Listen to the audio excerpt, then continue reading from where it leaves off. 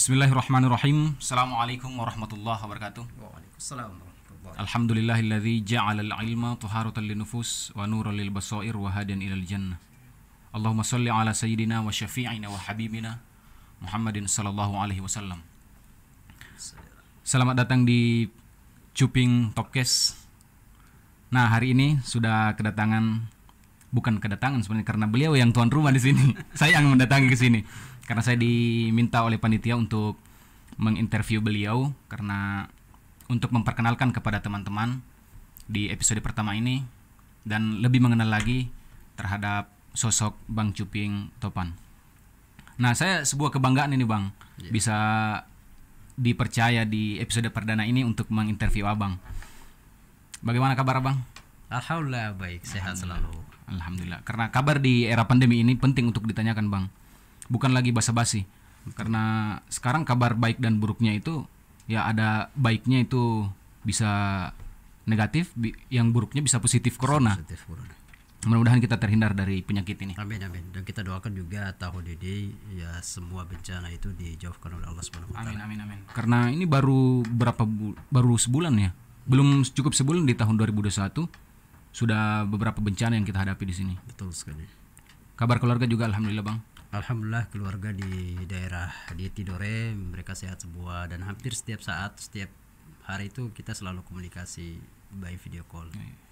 Kenapa keluarganya nggak diboyong ke sini aja, Bang? Insya Allah ada rencana mungkin dalam bulan ini juga, mungkin di pertengahan bulan Januari atau mau mendekati sebelum acara nanti kita bikin 7 bulanan, insya Allah diajak ke keluarga ke Jakarta. Oh iya, istri udah isi juga, Bang, ya? Alhamdulillah sekarang lagi berjalan 7 bulan. 7 bulan, alhamdulillah. Mudah-mudahan kita doakan mudah-mudahan lancar sampai persalinan ya, Bang. Amin amin amin ya Allah amin. Nama anak udah ada ini, Bang, udah disiapin. Nama sudah kita siapkan ya. Karena Nama kan kita Islami. Apa Spanyol, Bang? adalah kita pakai nama Islami karena kan istri saya tuh pinginnya anaknya itu banyak ya. Oh iya iya iya. Kita kalau pingin 7 jadi nanti ada singkatannya. Jadi 7 misalkan ini jadi ada nama Muslim. Yeah. Jadi Muslim itu kalau kita panggil Muslim berarti 77 semua pada datang. Jadi ada urutannya, misalkan M yang tertua namanya Muhammad Yusuf. Yeah. Nanti kalau U ada, kalau misalkan dia laki-laki ada namanya misalkan contoh Ubaidillah. Yeah. Atau namanya si perempuan ada namanya misalkan Maya atau siapa gitu. Jadi satu kali aja, Bang, ya. Yeah. Manggil Muslim sudah datang semua Muslim, berkumpul semua ya. datang. Iya. Jadi nggak capek absen lagi tuh, Bang.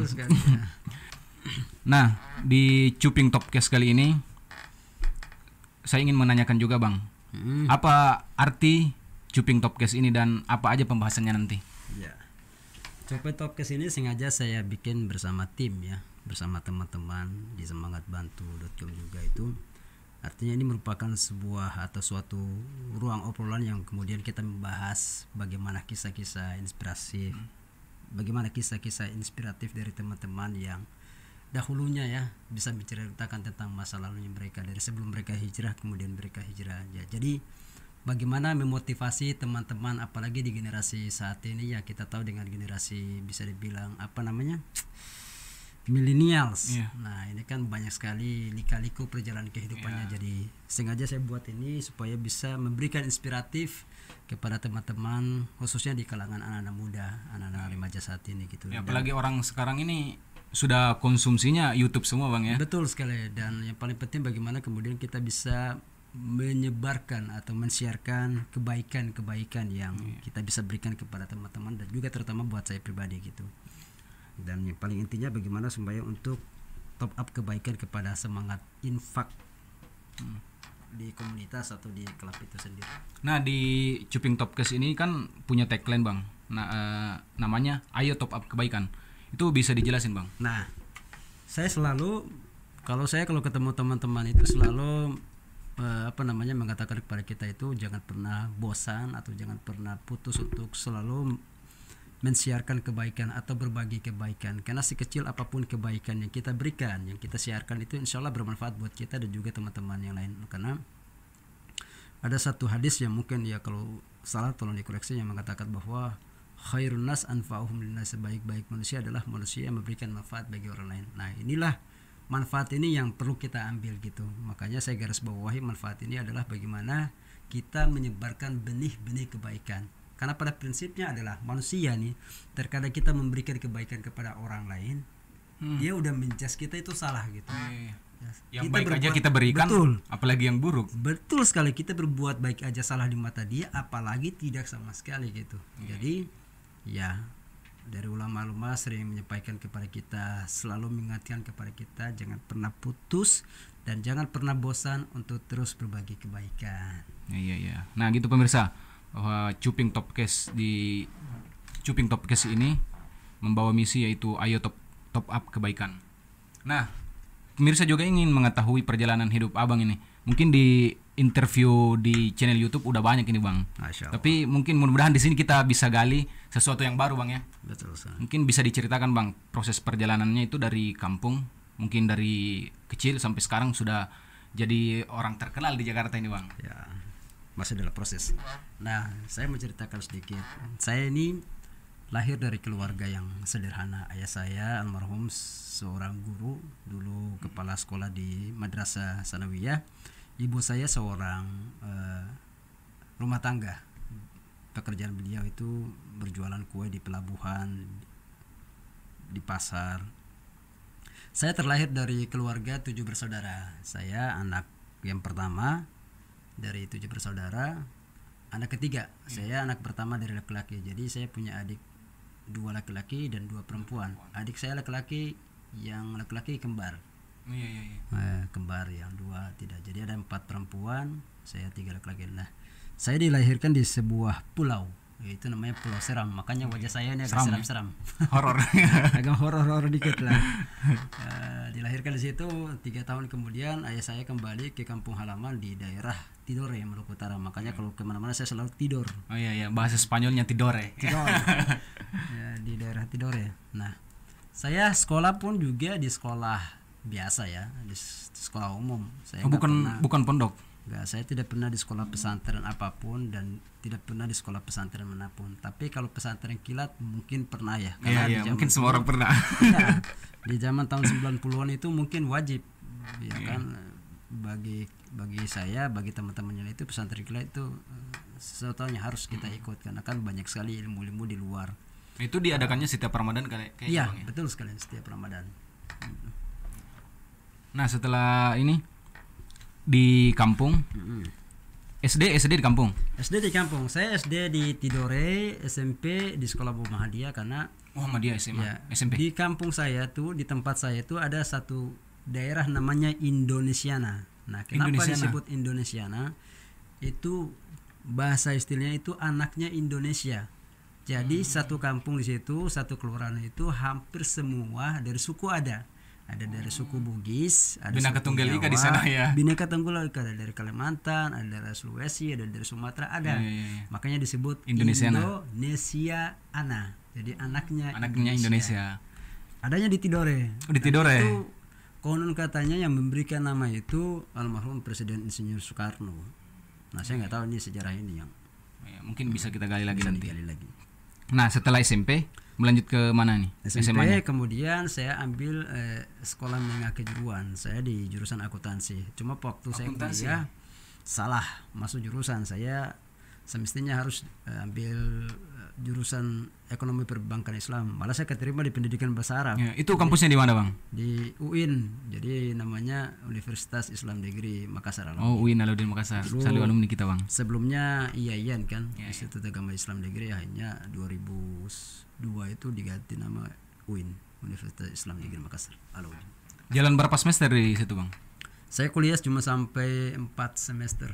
4 semester. Betah di situ ya, Bang ya? Ya, betah sih, cuma karena saya merasa saya nggak sanggup, jadi saya harus pindah fakultas. Nah, saya mau cerita nih, boleh sedikit cerita tentang masa kecil saya nih. Oh iya. Nah, ini kan banyak orang yang tidak tahu. Jadi masa kecil saya itu, saya termasuk orang yang lincah, yang unik juga, ya, suka berbagi kebaikan memang dari kecil. Kadang-kadang juga ada teman saya waktu ditanya sama guru, cita-cita pengen jadi apa? Nah, saya nggak sadar tuh, saya bilang saya pengen jadi artis. Jadi artis. Iya, saya pengen jadi artis. Sekarang terkabul, Bang ya. Iya, dan terkabul itu masya Allah sampai detik ini saya nggak sadar sampai sekarang. Akhirnya ada kawan saya waktu itu, kita semasa kecil, dia pernah bilang, kamu dulu pernah bilang cita-cita jadi apa? Jadi aktor, jadi artis. Ternyata benar. Doa itu terkabul 10 tahun. Masya Allah. Doa anak-anak kan ini belum berdosa. Betul sekali. Ternyata ya apa yang kita bicarakan ya, yang kita niatkan, yang kita sampaikan itu pasti akan terjawab dan terkabul. Dan kita nggak ada yang tahu, mungkin entah itu 10 tahun ke depan, 20 tahun ke depan. Siapa yang bisa nyangka ketika mungkin kita pernah dengar kisah cerita siapa imam besar di Mekah, si Syekh As-Sudais, di mana waktu itu ada tamu, kemudian ibunya sudah menyiapkan makanan, tiba-tiba dia datang dari luar bawa pasir, kemudian dihambur pasir itu di meja kan, dilemparin ke meja. Nah mungkin kalau kita sebagai orang tua atau mungkin orang tua kita itu kalau melihat anaknya dengan itu pasti responnya marah. Iya pasti sudah dilaknat itu anak gitu. Saya udah setengah mati bikin makanan, udah siapin makanan buat tamu, kenapa kamu lemparin pasir ke dalam ini, ke dalam apa namanya tempat makanan. Tapi justru malah ibunya itu marah dengan sesuatu yang positif. Beliau menyampaikan bahwa keluarlah engkau, saya doakan engkau untuk menjadi imam besar di Masjidil Haram. Masya Allah, apa yang terjadi? Doa itu dikabulkan sama Allah kan, bukan sekarang ya, tapi proses kedepannya. Dan alhamdulillah kita bisa tahu dengan kisah-kisah itu, dan ini udah kisah umum yang sering kita ini agak mirip sama kisahnya Imam Syamsi Ali yang Imam New York itu. Betul, yang di New York gitu. Beliau orang Bugis juga. Orang Bugis, orang Bulukumba. Masya Allah itu kan doa ibunya juga waktu habis berkelahi, didoain mudah-mudahan kamu nanti jadi orang besar. Amin, Masya Allah. Luar biasa emang doa ibu itu. Emang the power of prayer ya, doa dari kekuatan doa dari seorang ibu itu luar biasa. Nah, saya kecil itu memang dulu saya bandel saya tuh suka berantem. Saya suka berantem juga, suka. Saya kecil ini walaupun kecil tapi ya alhamdulillah sih. Jangan dicoba-coba. Iya. Saya yang penting nyali. Iya, nyali yang harus bisa. Nah, kenapa saya hobi berantem dari dulu? Makanya dari berantem itulah saya terbawa mimpi terus. Hampir setiap satu saya terbawa mimpi main film action. Dan dari hasil dulu anak-anak pernah nonton film action juga, Bang? Nah, saya suka nonton film. Ya, film-film kolosal itu ya. Akhirnya suatu saat bilang pingin main film atau syuting barang sama Berprima, terwujud terwujud di bulan itu tuh. Terwujud di bulan Januari. Pokoknya setahun lalu lah. Nah, karena kecil saya suka berantem segala macam, sebenarnya sih enggak. Saya kalau setiap pulang sekolah itu selalu dijemput sama teman. Saya pikir jemput mungkin main. Kalau biasa kita jemput main atau apa gitu. Saya dijemput sama dia, malah diajak berantem. Tapi yang anehnya saya gak pernah kalah gitu. Gak pernah kalah. Walaupun saya paling kecil di antara teman-teman semua. Saya kalau berantem sama itu yang penting lincah aja. Nah, udah saya pukul nangis. Jadi lucu, saya pukul dia nangis. Dia lapor ke kakak-kakaknya, abang-abangnya. Ya otomatis saya nggak kuat dong karena saya merasa sendiri. Dan dia terus ada adiknya saya pukul juga nangis. Nah, karena mereka nggak bisa lawan saya, adik-adik saya yang kembar 2 orang jadi sasaran. Jadi ya udahlah aja berantem satu keluarga gitu. Konflik keluarga ya. Jadi kayak gangster gitu. Nah, begitu juga saya selalu pokoknya setiap pulang sekolah dimanapun. Jadi kalau di kampung itu biasanya kalau kita saling kayak saling ledek-ledekan. Oh ya, nama orang tua gitu. Nama orang tua paling sering. Lu berani gak colek hidung? Oh iya, colek hidung. Colek kuping, pegang kuping. Colek kuping, pegang kuping. Nah, ya kita terbakar emosi. Wah, kalau begini gengsi juga nih. Akhirnya udah, aku cuma itu, colek hidung. Berani gak dorong? Mulai panas-panasin, gak ada dorong. Udah, kalau saya malah langsung pukul aja biar itu kan. Nah, kisah saya waktu itu saya pernah pukul teman saya, tetangga juga. Saya pukul kakaknya kan. Kakaknya? Adenya. Oh, adenya. Adenya saya pukul adenya, dilaporin kakaknya. Datang berdua tuh, saya pukul lagi kakaknya. Nangis kakaknya? Semua nangis. Laporin ke bapaknya. Bapaknya datang. Saya ditampol, dipukul sama bapaknya. Saya bilang, ya Allah, ini kalau bapaknya saya bisa berantem, saya ajak berantem, kita berantem sini. Tapi udahlah, itu kan kenakalan masa kecil waktu SD kan. Tapi ada hikmah dari kenakalan itu. Saya terbawa motivasi untuk bisa masuk di dunia film. Makanya sering main di film action kan. Emang dari anak-anak udah terlatih Bang ya. Udah terlatih di situ. Walaupun saya nggak pernah ada ikut bela diri apapun. Dulu memang SMP tuh sempat belajar taekwondo aja. Sempat belajar taekwondo. Taekwondo cuma hanya sebulan, habis itu Di Muhammadiyah itu ada pencak silat namanya Sabilul Muhtadin. Sabilul Iya. Kalau di klubnya namanya Sabilul Muhtadin, jadi tapak suci. Iya, tapak suci. Nah, dari Muhammadiyah punya itu. Di situ kita belajar tentang ilmu tenaga dalam segala macam. Cuma saya nggak terlalu fokus, cuma hanya sebatas belajar. Ya udah sebatas belajar itu aja. Paling yang lebih fokus itu di azan. Azan. Iya, azan. Karena kan memang dari kecil itu udah ada bakat untuk azan. Dan pernah juga ada cerita yang unik di mana kita pernah lomba satu RT. Jadi saya berdua sama teman tuh, dia paling paling sering juara. Saya kalah juara itu gara-gara disalam. Kenapa salam tuh? Pembuka. Nah, saya baca Assalamualaikum warahmatullahi wabarakatuh. Oh, terbalik itu ya. Kayaknya orang pada ketawa semua. Sebenarnya kenapa orang pada ketawa? Salamnya salahnya, nilai saya jatuh di situ. Saya dapat juara 2. Nah, masa kecil abang juga ini masih ada yang diceritain bang. Kenakalan apa lagi selain sering berantem? Iya. Saya tuh dulu hobi mencuri. Mencuri. Iya, bukan mencuri perhatian ya. Saya mencuri itu mencuri hati. Iya, bukan cuma buat pribadi saya tapi bagaimana saya berbagi dengan kawan-kawan yang lain. Berarti wa ta'awanu 'alal itsmi wal 'udwan di sini. Tolong menolong dalam dosa. Dalam dosa. Bukan wa ta'awanu 'alal birri wat taqwa ini. Ya udah, saya berbagilah sama mereka. Jadi saya berdua sama sepupu saya. Dia bagian beli, pura-pura beli. Memang kita beli. Iya. Tapi kan kita belinya cuma 5.000. Ya, ambilnya banyak. Dulu bukan 5.000, masih 25 perak. Oh, 25 perak. Iya. Kita ambilnya bisa 250 perak. Itu kan lebih banyak tuh. Jadi pura-pura beli. Nah, dia bagian beli, saya bagian eksekusi. Begitu juga kita udah amanin makanan di toko yang sama juga. Kadang-kadang di toko yang lain. Sekarang saya bagian beli, dia bagian eksekusi. Pokoknya jurin. Nah, suatu ketika saya ambil permen terus saya bagi-bagi. Oh iya. Bagi, punya mereka jatahnya lebih banyak kan. Nah, saya cuma ambil ya dikit aja. Tahu-taunya yang saya kasih itu masih ada hubungan keluarga ya sama yang punya toko. Ya Allah, akhirnya saya feeling, waduh ini saya udah salah, saya dapat informasi kan. Dilaporin lah ke yang punya toko itu. Iya. Namanya Om Edi. Dilaporin lah ke situ. Padahal sama-sama berbuat ini ya. Iya, sama-sama berbuat. Padahal mereka juga makan juga kan. Malah lebih banyak mereka ini. Iya, lebih banyak mereka. Saya bagi ke mereka lebih banyak loh dibandingkan saya dan saudara saya. Udahlah gitu. Karena saya udah feeling sholat maghrib tuh saya nggak sholat di sana. Saya nggak sholat di masjid yang biasa saya sholat itu. Karena saya muadzin di situ juga. Saya sholat di satu namanya Masjid Ar-Rahmah, itu lumayan jauh, 1 kilo dari rumah saya. Padahal dari rumah yang Masjid Al-Muhajirin itu cuma sekitar 250 meter aja, tinggal jalan kaki. Tapi lebih milih yang jauh itu daripada saya lebih ini. Jauh. Cari daripada aman. Daripada ditangkap kan. Iya. Karena di sananya duluan sholatnya, lebih cepat lah imamnya. Oh, diterusi. Iya. Hanya pas saya pulang, benar pas waktu saya keluar dari masjid, itu saya udah ada 8 orang itu yang nyerang saya.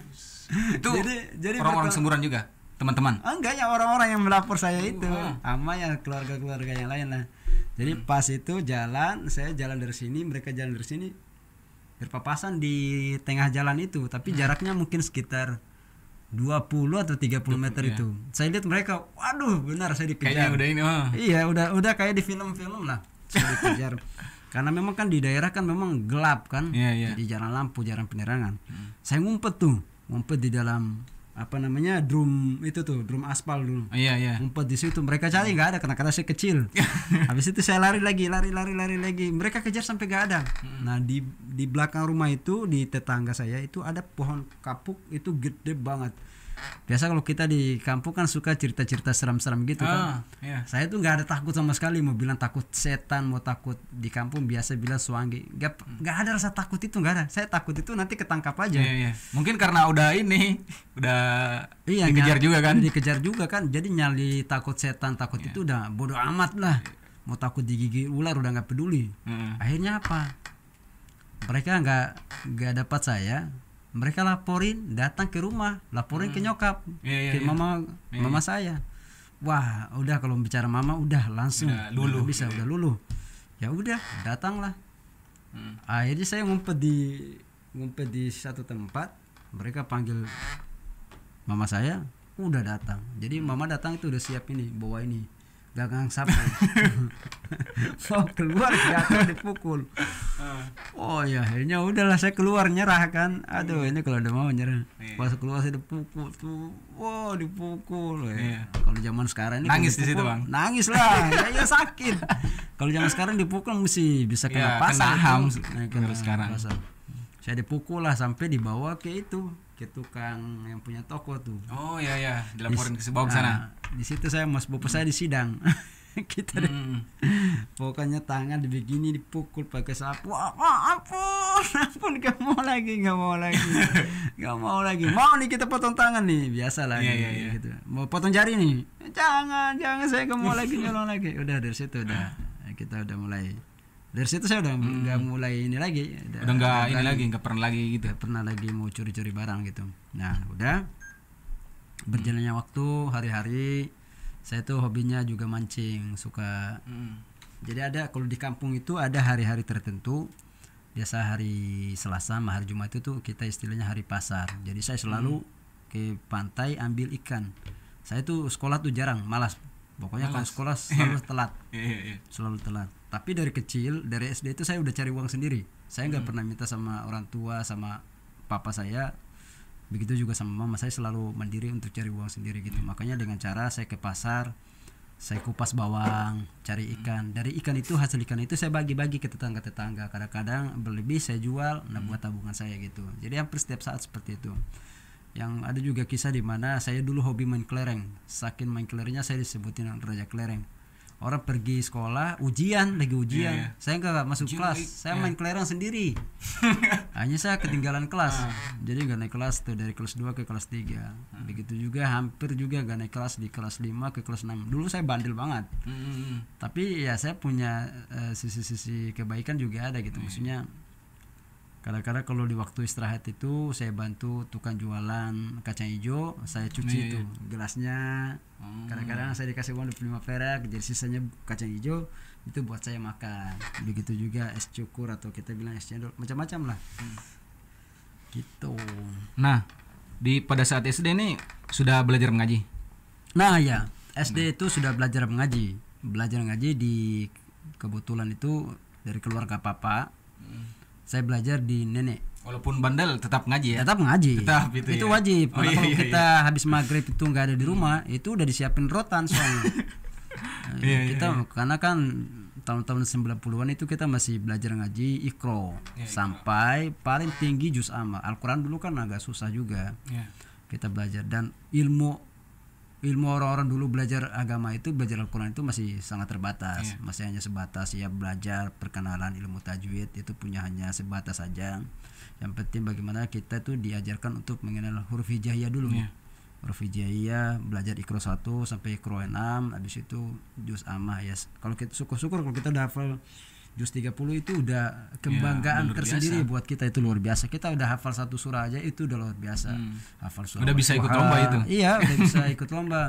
Hafal surah misalkan Al-Buruj, At-Tariq itu udah. Kalau kita udah dari Al-Fatihah ke At-Tariq, Al-Buruj, itu udah suatu kebanggaan yang luar biasa gitu. Di zaman itu ya, tapi sekarang ini Masya Allah, sekarang ini orang aksesnya sudah ini gampang. Betul. Metodenya juga sudah banyak ya orang hafal. Tapi di zaman dulu itu kita belajar ngaji itu ada adabnya. Jadi tidak hanya sebatas untuk belajar ngaji biasa. Contoh misalkan dari kita datang itu udah disiapkan semua buku ini segala macam. Kita diperiksa kuku. Kalau kuku panjang dikit aja diketok pakai mister besi itu, gedok. Gitu. Jadi memang diajarkan disiplin juga. Di sana juga lampu pun juga nyalanya ya kadang-kadang mati lampu ya kita belajar pakai ini semacam ini pelita nih.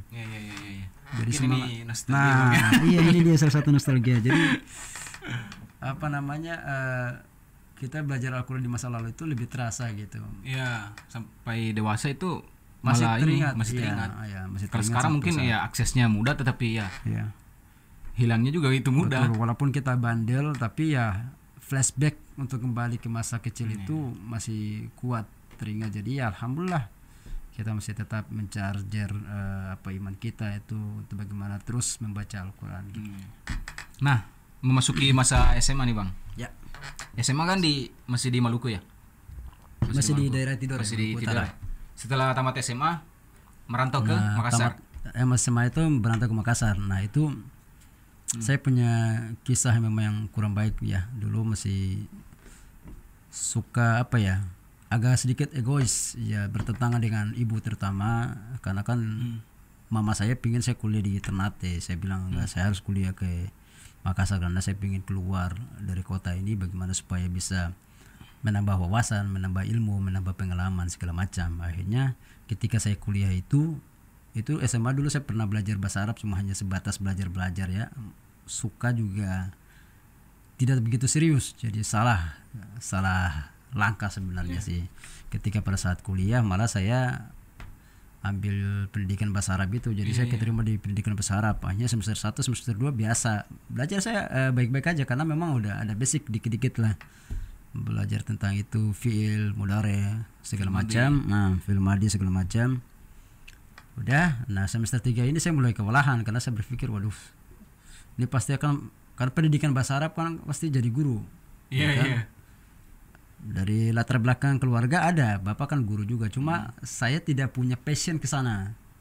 Karena saya merasa diri saya, waduh saya salah nih, nggak ada passion ke situ. Jadi saya mencoba untuk bagaimana supaya bisa pindah fakultas. Saya urus tuh dari semester 3 semester 4 udah selesai, masuk semester 5 saya pindah tuh.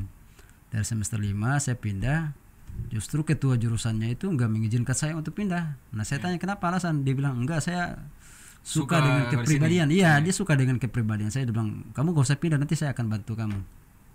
Waduh, tapi saya bilang mohon maaf Pak dosen, saya sendiri nggak sanggup, karena yang bisa mengukur kemampuan diri saya itu ya saya, gitu. Udah nggak apa-apa, nanti kita juga support. Udah, hanya terbengkalai itu. Jadi saya urus surat perpindahan dari Fakultas Tarbiyah ke Syariah itu membutuhkan waktu yang cukup lama. Akhirnya berjalannya waktu nggak terasa, sebulan, 2 bulan, 3 bulan, sampai udah masuk kuliah. Akhirnya bingung kan. Saya nggak kasih tahu orang keluarga, nggak kasih tahu teman-teman. Banyak yang teman-teman yang mereka nggak tahu. Saya selalu simpan itu. Setiap pergi ke kampus saya pergi, cuma menghindari aja kan, mungkin banyak teman-teman sampai di kampus kan, nongkrong saya sampai di kampus, cuma nongkrong bingung nongkrong di mana, di kantin, di kantin, di masjid, di musola. Saya nggak masuk kampus karena bingung kan, mau ke tarbiyah nggak bisa, nama nggak ada, ke syariah nggak bisa. Akhirnya saya bilang, ya Allah, kalau memang begini terus kasihan nih keluarga nih, kasihan orang tua saya kan, mereka udah nggak tahu, berarti secara tidak langsung kan saya bohongin mereka gitu. Uang setiap bulan dikirim, cuma saya pakai buat bikin-bikin aja. Akhirnya disitulah saya mencari tahu, mencari jalan. Ya Allah, saya kayak nggak sanggup, nggak bisa di sini nih. Nah, udah saya memutuskan untuk drop out diri saya di sini. Saya keluar dari kampus itulah, tanpa sepengetahuan orang tua, sepengetahuan teman-teman yang lain, dan mereka tahu bahwa saya pergi kuliah, tapi saya nggak pernah masuk kampus. Akhirnya saya coba cari lagi, gali informasi, cari teman-teman, ditawarinlah main teater di Makassar. Itu masih di Makassar. Itu masih di Makassar. Tapi sebelumnya saya udah pernah belajar teater itu waktu pas awal pertama kali di Makassar 2002 bersama teman-teman dari mahasiswa daerah ya. Nah, 2005 itu saya lagi diajakin lagi main teater lagi tuh. Nah, berarti saya punya passion ke sana. Saya kembangin lagi tuh aktingnya, belajar lagi. Dan 2005 ke 2006 itu saya ikut belajar kursus. Nah, ada satu tempat. Kursus apa, Bang? Ya, ada satu tempat itu namanya Benteng Rotterdam. Iya. Nah, di situ tempat semua segala bahasa itu ada di situ. Ada bahasa Jerman, ada bahasa Jepang, bahasa Prancis, bahasa Spanyol, bahasa apa lagi ya? Bahasa Belanda. Italia, bahasa Belanda, bahasa Arab, bahasa Inggris. Nah, saya ambil bahasa Inggris, sama pertama tuh saya ambil bahasa Jerman. Susah banget sih ini. Apa namanya spellnya nih? Udah, habis itu belajar lagi bahasa Jepang. 1 minggu saya belajar bahasa Jepang. Konnichiwa. Waduh, pasti penulisan gue bilang pusing amat nih belajar begitu, kok tulisannya susah banget nih. Udahlah belajar bahasa Arab, dikit-dikit lah tambah lagi belajar bahasa Arab. Bosan gue aja kuliah di bahasa Arab aja, gue keluar ngapain gue ambil bahasa Arab kan. Akhirnya gue cari bahasa Italia apa Spanyol ya, Italia Spanyol. Akhirnya kenapa saya ambil bahasa Spanyol, karena dulu kerajaan Spanyol pernah datang ke daerah Tidore. Akhirnya saya ambil tuh bahasa Spanyol karena saya pikir, kalau konjugasinya sama kayak bahasa Indonesia. Cuma bedanya spellnya O sama A aja. Udahlah, tulisannya itu dibaca juga itu. Nah, karena bahasanya gampang. Masih ingat enggak? Masih ingat, saya belajar lah ambil bahasa Spanyol. Pas belajar 3 bulan tuh, itu paling lama. Mungkin bisa dicontohin Bang ini. 3 bulan, nggak lama guru saya meninggal. Jadi saya nggak melanjutkan. Seandainya dulu guru saya nggak meninggal, saya belajar bahasa Spanyol, mungkin saya nggak sampai di Jakarta nih. Contoh misalkan, hola, buenos dias, selamat pagi, buenos dias. Buenos dias. Ya, misalkan selamat sore, buenas tardes, selamat malam, buenas noches, muchas gracias, terima kasih.